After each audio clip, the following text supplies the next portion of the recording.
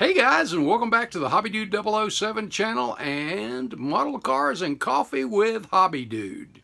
Today I want to share with you another one of my old builds that was probably from back about 10 or 12 years ago, and originally it was done as a slump buster. But it was a fun build, a different build, because I kind of modified it up a little bit and did my own thing. So what is it?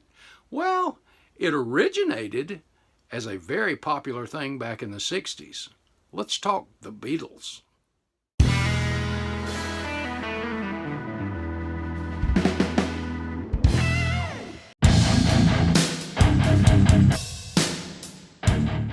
Don't miss out on any upcoming content. Subscribe to the Hobbydude 007 channel now, or this spider will dance across your next fresh paint job. No plastic insects were harmed during the production of this video. Several adults, however, should have been busted upside the head. Twice. Thank you for your support. No, not those Beatles. These Beatles. In the 1960s, these things were everywhere.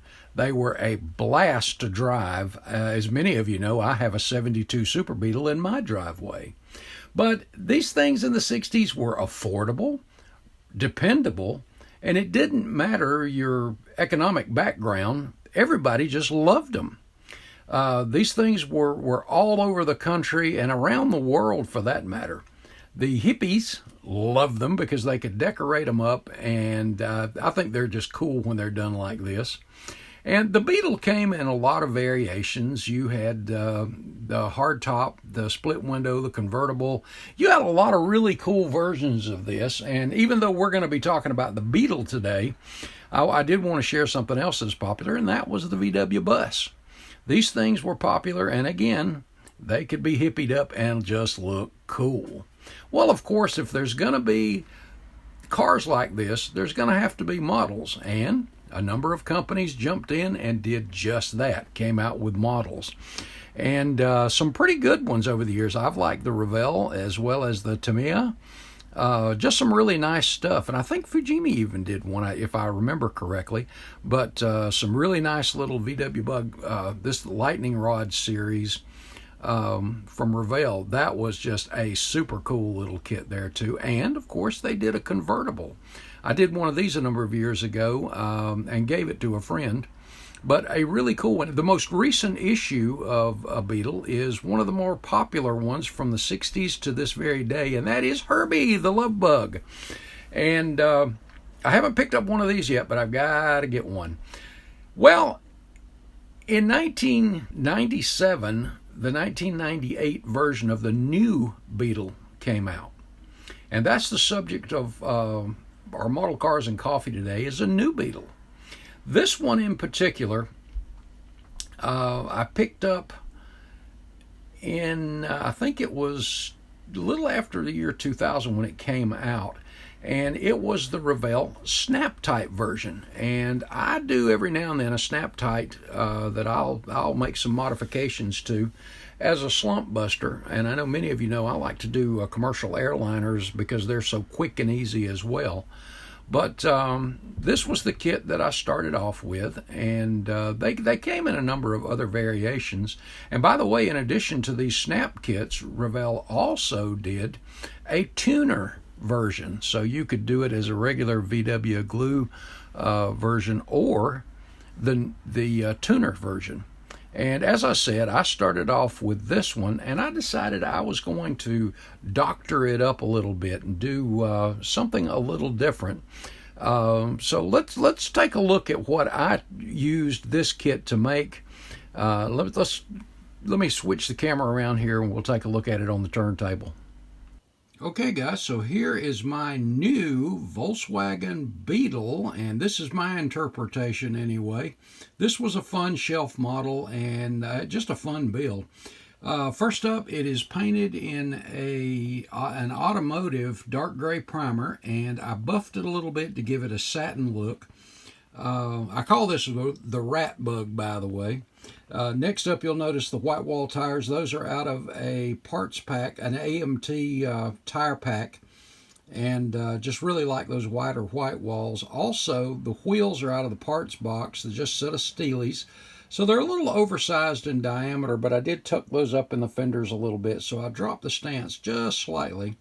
I painted them in all-clad silver base, and then just shot a light coat of all-clad candy orange over that, and then did a little bit of a wash, and then a highlight of the wheel studs and the centers, and just some tester silver. But I think that looked pretty good. I started to do them in red, but that just really kind of stood out, so I thought I'd just leave them that orange.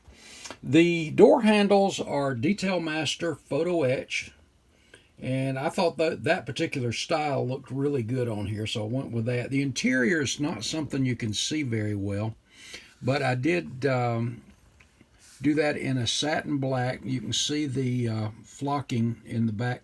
Well, if I can get it focused there, guys. On the package shelf, and the carpeting is the same way.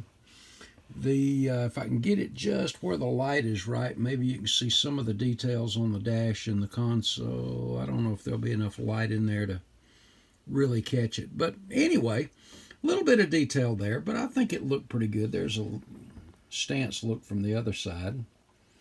In the rear, I really like the flush fit of the tail lights, and I put a California tag on it because to me this just looks like California. So, and that's a compliment, guys. The exhaust pipes are nothing more than some K&S tubing, and the flanges around the pipes are from Model Car Garage. I've used these on a couple of different builds. I just think that really looks good there. So I drilled those out and added those, so that just gave it a really nice look. And on the California tag, I know you left coast guys are going to call me out on this, but I know there's supposed to be a license plate on the front and the back, and I did not do that on the front. Here in the South, most states around here only require the one, and I didn't do it, so I'm not accurate. But hey, this is a shelf model anyway. You'll notice on the front grille where I removed the, let me set this down here. I removed that bar that had the turn signals on it, and I had put those behind the mesh that you see in there.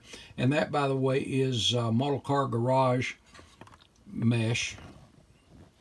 And let's see if I can get the light to hit it just right where you can see those signals behind. Well, I guess you can't. But anyway, I kind of wish I didn't even bothered with it, because I did like the more open look there, though. I really like the headlights. I inset those just a little bit. Flush just didn't look right there where they did on the back. But overall, I think it's a pretty cool little shelf model. And, and on the bottom, all I did was use the stock. You see the screws there that hold the chassis to the body. And I used the Tamiya weathering set to just kind of do a really light, just went over it a little bit light over some Testors flat black. And but I think that turned out pretty good, pretty good.